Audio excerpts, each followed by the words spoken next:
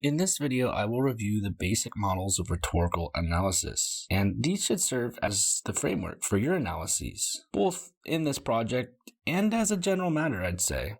That is, this material can be employed anytime you want to better understand the nature of someone's stance, maybe even your own stance. So first, let's consider this visual.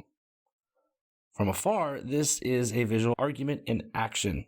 That is, a person who has a motive asserts an argument to a specific group of people in a specific place or time. This is what we refer to exigency. To further their argument, they use tools or strategies of communication in ways that appeal to their intended audience. So to explain all this, I've created this video series where I'll talk about the main components of this visual before applying it to some examples. In this clip, we'll explore or overview context, and the next will cover the appeals, and finally, I'll go over an example.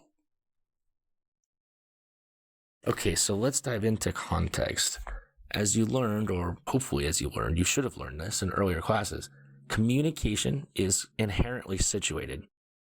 That is, communicative act arises in a setting that includes not only the person asserting a claim and an intended audience, which by the way could even be themselves, but usually it includes another person or persons, but their communicative act also exists in a specific place and time, and it responds, or at least it should respond, to something that is of concern to someone. After all, if our argument is of no concern to the people with whom we're trying to communicate, it will be difficult to maintain their interest, which clearly will pose a problem if our goal is to convince them that our position is valid, and likely more important if we want to persuade them to act.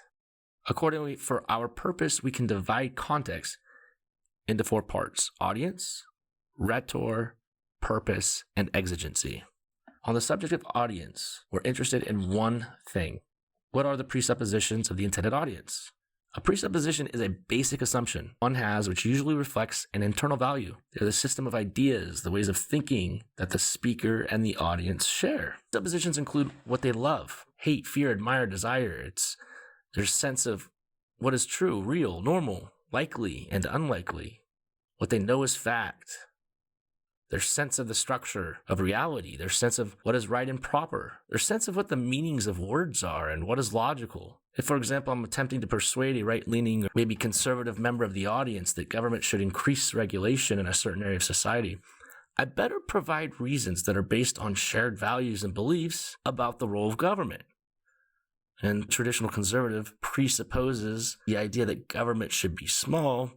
I'd be wise to be mindful of this fact and set my case accordingly. Another component of the context is the rhetor, or the writer or speaker.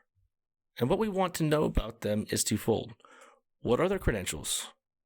What makes them qualified to make this argument? And what are their presuppositions? What do they value or assume to be true? We need to know this because we want to make sure that their position isn't clouded or otherwise unfairly biased. Next, purpose. Purpose simply refers to the intention of the rhetor. Do they want to merely convince their audience, or do they want to persuade too? To convince, by the way, means that if our argument is successful, the act results in our audience's agreement or assent to our thesis. If they're persuaded, they act on our argument. So the distinction is one of action. Finally, there's exigence, which describes the occasion for the argument. What gives rise to argument, or what prompts it in the first place? An argument must be exigent to command the interest of an audience. Right now, you might be listening to this recording because it is related to an academic exercise. On the other hand, it will be considerably less relevant to you next spring when you've either graduated or are studying something altogether different. The point is it'll be less exigent to you then than it is now. In sum, context describes the conditions, opportunities, and constraints surrounding argument, and ultimately, it is this context which should dictate a rhetor's rhetorical decisions. If you haven't figured out already, yes, the context is critical. In other words, you cannot determine effectiveness of an argument absent close consideration of the context in which the argument arises. This is a very important point.